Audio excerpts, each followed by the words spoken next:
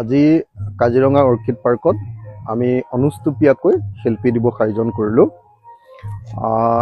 ইয়াত আজি আমাৰ কাজিৰঙা অৰ্কিড পাৰ্কৰ সকলো শিল্পী যি 24 ঘণ্টা অসমীয়া জাতিৰ লোক সংস্কৃতি আৰু সত্ৰীয়া নৃত্য সকলোবিলাক অসমৰ বিভিন্ন জনগোষ্ঠীৰ লোকনৃত্য, লোক বাদ্য, লোকগীত এইবিলাকক সদায় মানে প্ৰদৰ্শন কৰি থাকে।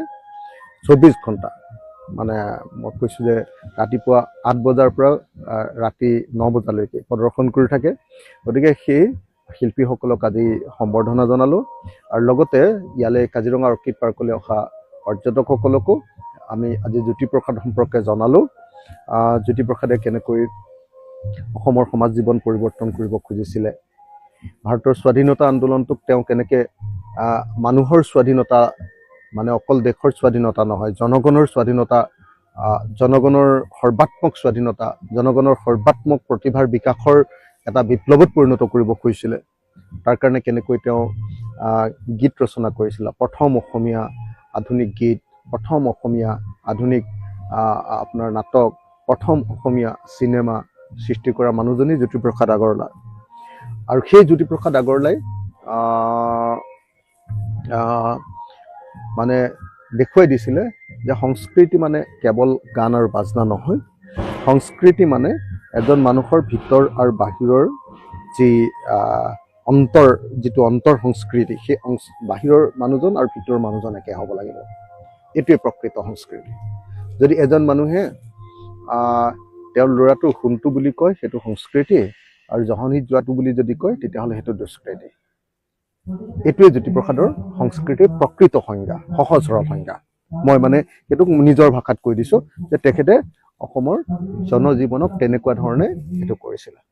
আৰু জ্যোতিপ্ৰসাদ আগৰৱালাই আপোনালোকে সকলোৱে জানে যে অকল হেৰি কৰাই নহয়, অকল যে গীত বাদ্য ৰচনা কৰিছিলে, ভাৰতৰ স্বাধীনতা আন্দোলনত তেখেতৰ গানবিলাকে যে এটা ডাঙৰ ভূমিকা পালন কৰিছিলে, কেৱল সেইটোৱে নহয়, তেখেতে অসমীয়া মানুহৰ ঘৰ কেনেকুৱা হ'ব লাগিব, অসমীয়া মানুহৰ গোটেই জীৱন যাত্ৰা, গীত, নাটক, সকলোবিলাক বাদ্য কেনেকুৱা হ'ব লাগিব, শংকৰদেৱে প্ৰথমতে সেইটো চিন্তা কৰিছিলে।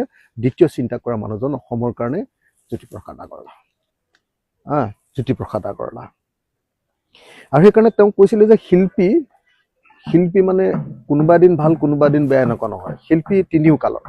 তেওঁ কৈছিলে যে শিল্পীজন সদায় শিল্পী, অতীততো শিল্পী, বৰ্তমানতো শিল্পী, ভৱিষ্যততো তেওঁ শিল্পী।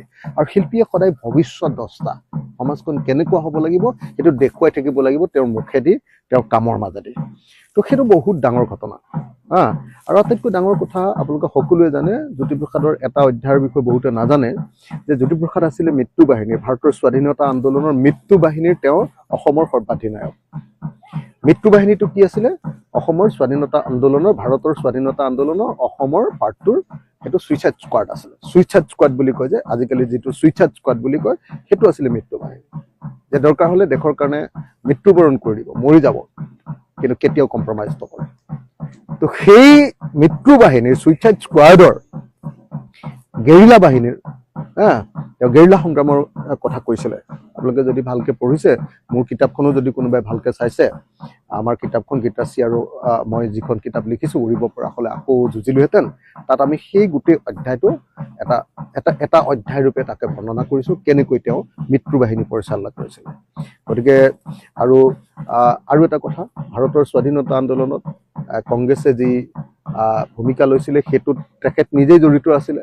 কিন্তু তাৰ পাছত কংগ্ৰেছে কেনেকৈ মানে জনতাৰ পৰা আঁতৰি গৈছিলে, তেখেতে কৈছিলে, সেইটো বুজাবৰ কাৰণে তেখেতে কৈছিলে যে আমি কাৰ্পেটৰ পৰা ঘাঁহনিলৈ আহিছিলোঁ, আৰু এতিয়াৰ নেতাবিলাক ঘাঁহনিৰ পৰা চব কাৰ্পেটত উঠিলে। কংগ্ৰেছে কেনেকৈ মানে ভাৰতৰ স্বাধীনতাৰ সেই আন্দোলনৰ গোটেই হেৰিটোক কেনেকৈ মানে অপব্যৱহাৰ কৰিছিলে, সেই কথাটো জ্যোতিপ্ৰসাদ আগৰৱালাই গোটেই জীৱনত কৈ গ'ল।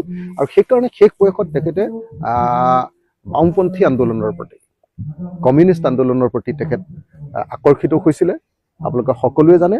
আৰু সেই কমিউনিষ্ট আন্দোলনৰ প্ৰতি আকৰ্ষিত হৈ তেখেতে, আপোনালোকে সকলোৱে জানে যে নালিয়া পুলৰ বিপদ সংকেত নামৰ ৰচনাখন পঢ়িলে আপোনালোকে সকলোৱে গম পাব যে তেখেতে কেনেকৈ কমিউনিষ্ট আন্দোলনৰ প্ৰতি আকৰ্ষিত হৈছিলে। আৰু IPTৰ IPTAৰ মানে কমিউনিষ্ট আন্দোলনৰ এটা সাংস্কৃতিক যিটো মঞ্চ, সেই IPTAৰ তেওঁ অসম চেপ্টাৰৰ প্ৰথম সভাপতি আছিলে।